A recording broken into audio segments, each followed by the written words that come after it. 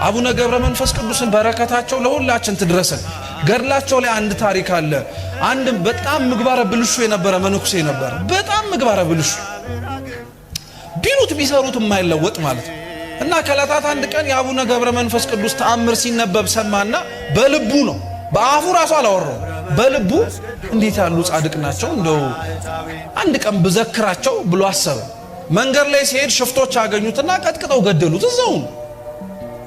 ነፍሱን መላእክተ ጽልመት ይዘውት ከእግዚአብሔር ፊት ፍርድን እንድትቀበል ሲሄዱ አቡነ ገብረ መንፈስ ቅዱስ መጡና ቆሙ።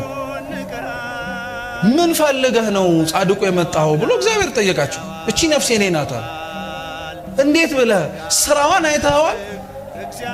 ኃጢአቷን ተመልክተዋል አለ። አዎ ኃጢአቷን አይቻለሁ፣ የምትመለከተውን ነገር በሙሉ አይቻለሁ።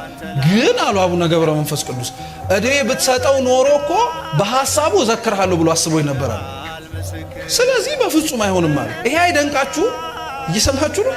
አቡነ ገብረ መንፈስ ቅዱስ ምን ብለው እንደቀጠሉ ታውቃላችሁ? አይ ይሄ ምህረት አይገባውም ሲል እንግዲያውስ እሱ ካልገባበት ገነት ይልቅ እኔ እሱ ጋር አብሬ ሲኦል ወርዳለሁ። እኛ እንደዛ እናረጋለን። እኛ የገባንበት ቤተክርስቲያን ካልገቡ የወረዱበት ወርደን እናመጣለን እንላለን። አረ የገቡበት ይግቡ ነው የምንለው። እንዲያውም ጦሳችንን ምናምን ብለን የምንናገረው።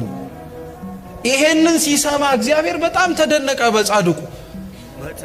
ፍርዴ ሊጓደል ስለማይችል ላደርግልህ የምችለው ቢያንስ እቺን ዝክር ስላሰበ ነፍሱን ከስጋው አብሬ ላገናኛት፣ ከዚህ በኋላ መልካም ስራውን ልመልከተው አላቸው። ነፍሱን ከስጋው አገናኝተው በጻድቁ ምልጃ ገነት እንዲገባ አድርገውታል። በረከታቸው ለሁላችን ትድረሰን። ቅዱሳን እርስ በርስ ይተሳሰባሉ።